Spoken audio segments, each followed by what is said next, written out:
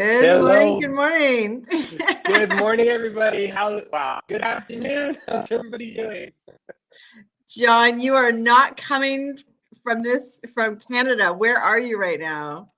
Yeah, no, thanks. I am in Porto, Portugal. So those that are familiar with Portugal, it's on the north end of the country. Not the most northern part of the country, but just yeah, on the north end of the country. So I am sitting on 4G through their local data plan. So my internet connection might be a little bit so, but I am going to be here as much as I can. And yeah, no, it's just awesome to be here with all of you. I can't believe it's already, well, for me, it's already 1:30 in the afternoon. So you guys are having breakfast. I'm in the process of having lunch. So it's been quite the transition over the last couple of days just to figure out how things work here. And it's different. It's very different. Yes, it's funny how our environment and our cultures and we surround ourselves with actually impact our decisions, our bias, our experience of life. And sometimes, and that's why I love traveling so much, because you can transport yourself into another place and then adopt for a moment how other people see the world. And that I think travel, and I know you're not traveling for fun, you're traveling for some work that needs to get done. But there's still an experience because you have to hire contractors, you have to organize, some renovations that are happening. You have to, figure out, is this going to get done in the short amount of time that you're there? And all of that is, really, things don't work the same as they do at home when you're traveling. And that is a really good life lesson. And I know for anyone that has traveled, they know that, there's even bias around, like, Caribbean time or other kinds of time allocations, which is, by the way, sometimes true and sometimes not true, but it's definitely a bias for people. So, you're absolutely right that you're learning some more stuff, and you're going to be there for a week. So we're going to see you at this time zone on Friday as well. Yeah, no, and I just wanted to say, Botard, I know Helen is on, and for those that, it's Bom dia, yeah, Bom dia, good day. I realized my Portuguese isn't as bad as I thought it was, which is a great surprise to me. I went to an event last night where I got to meet some people, and I was explaining where I'm from. So um, the suburb, essentially the suburb that I'm in, is similar. Like downtown Toronto is Porto, and I'm in one of the suburbs called Matosinhos. So Matosinhos, when I was speaking to the guy last night, I'm like, my Portuguese is really rough. He's like, but your pronunciation of where you live is so perfect. And I'm like, oh, thank Ooh. you for that. I thought it was so neat just to connect with a different group of people and just sit down and have conversation and just to see how things work, right? Like I think we're, when you step out of your environment like I am this week, it's very different in terms of just what's showing up, and it's like, how do I manage and how do I get through this? And like last night I got stuck in traffic jam. And I'm like, wait a Okay. minute, there's like traffic jams in Portugal? Like, and I'm like, oh, that's because the GPS. So I've been following the GPS, and the GPS.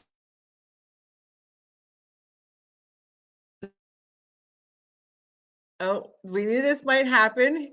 He's left us on a cliffhanger. So we heard the GPS and that's it. So tell us the rest of the Yeah, story. yeah. So you just gotta be open and curious to what happens in front of you, and that's just not for trips and trips and adventures, but just in life, in terms of your everyday. Getting onto the highway yesterday, that was a trip. Like I'm going down this, and for some reason I got a bigger car. And I'm like, what am I doing here in Europe with the big In car? Portugal, you don't drive a big car in I, Portugal. What? I don't even drive a big car back home, right? But I got this mini SUV thing to get around. So if I need to bring things back and forth, I have the space. But it's like so tight. Like, we talk about 3-point turns, and it's like a 10-point turn to get into my parking spot. Like Oh my it's goodness. crazy. It's so, like, everything is like, you realize how much space, like even in downtown Toronto, which can be or seem very tight, like how much space we actually have. And Helen's on this Mm. call, so she's listening in right now. she knows what I'm talking about. Like you're getting into little corners and like I'm like, how am I? And I didn't get the extended warranty. I didn't get the extended insurance on the car because I have it on my credit card. I'm like, please don't hit anything, right? Yep. Well, it's funny, that you talk about the GPS and knowing where you're going. At the end of last year, I was in Greece with my girlfriend, and we rented a car, and we actually were really excited to just explore and be, playful. And we got a convertible, and so it was really that moment of two women traveling with, playing some loud music and having a great old time. But we ended up getting lost quite a few times, and the Mhm. best part about getting lost, especially when you're traveling, and this is the mantra that I tell myself, because I've traveled my whole life and gotten lost a whole lot of times. As soon as I get lost, what pops in my brain is, oh yes, now this has happened because now I can be found, because you can't be found until you're lost. And that, and that changed the stress of travel and getting lost and not knowing where you are. Now with GPS, it's a lot different, but sometimes the GPS doesn't work, even when you're traveling, even when you don't have a good internet connection.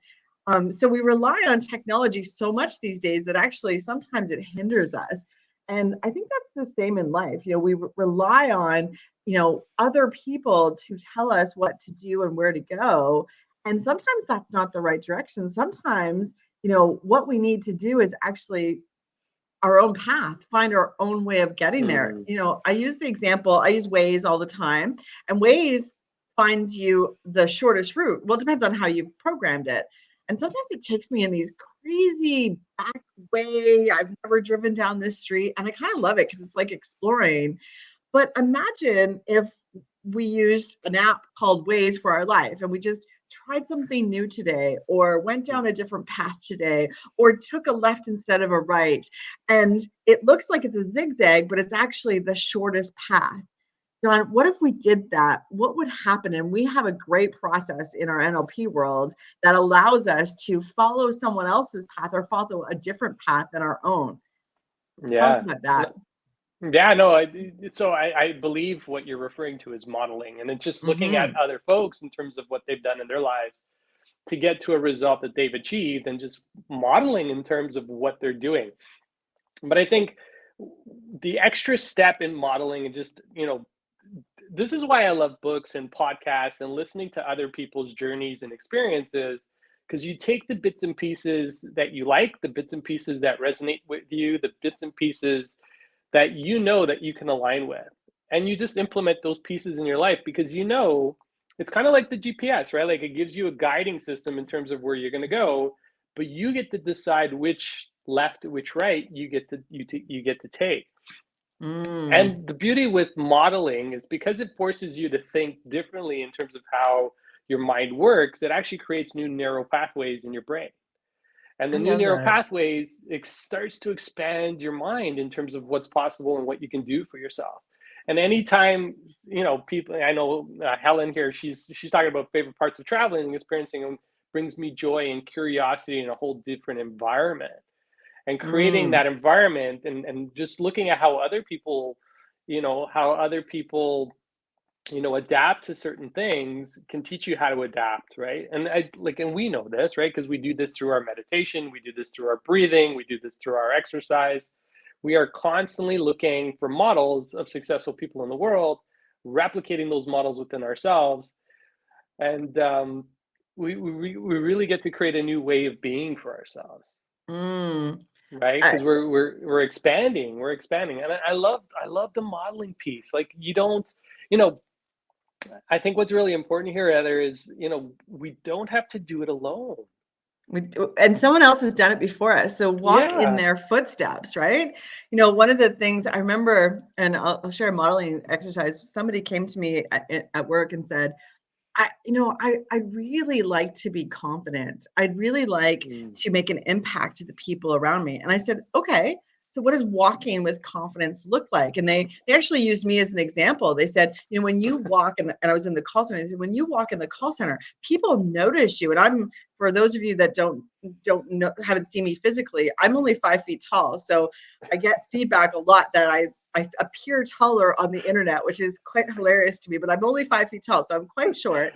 But I walk with confidence. And so they said, well, I want to walk with confidence like you. And I said, okay, then walk with me and I'm going to show you how to do it. And they said, well, people react to you differently, Heather. They're not going to react the same way. I said, that's not true. I'm going to teach you how to do it. So we actually walked through the call center. And what I said to them is, I want you to pull your shoulders back. So I want you to open up your heart so that you're actually giving energy to your environment. So you're not walking like this where you're holding your own energy. You're going to hold your shoulders back. You're going to put your chin up and you're going to make eye contact with the people that are interacting with you, and just not creepy eye contact, but just a little bit of eye contact. But you're going to give them a head nod to acknowledge that you've seen them.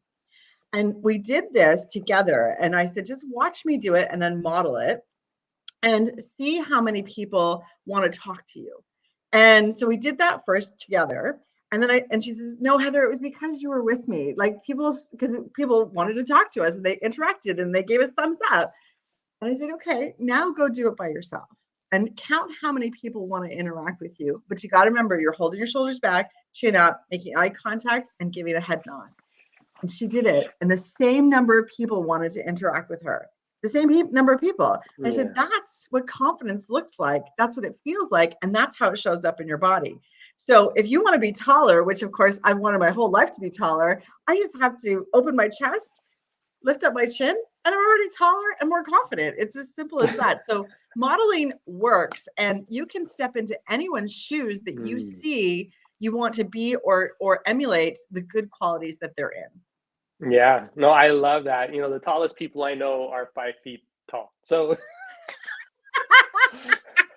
I love it. That just showed up for me as you were saying that, because I look at some of the presence that people have, right? People online, like you don't know, you're behind a screen, and it's like, well, you could be 10 feet tall, you could be 5 foot tall. It's about how you're showing up, and I love that exercise. One of the things I do from time to time, I even as I look at television, right? We talk about modeling and looking at people around us. There's a character on the show SWAT. I don't know if anybody's familiar with the show, but one of the main characters, his name is Hondo.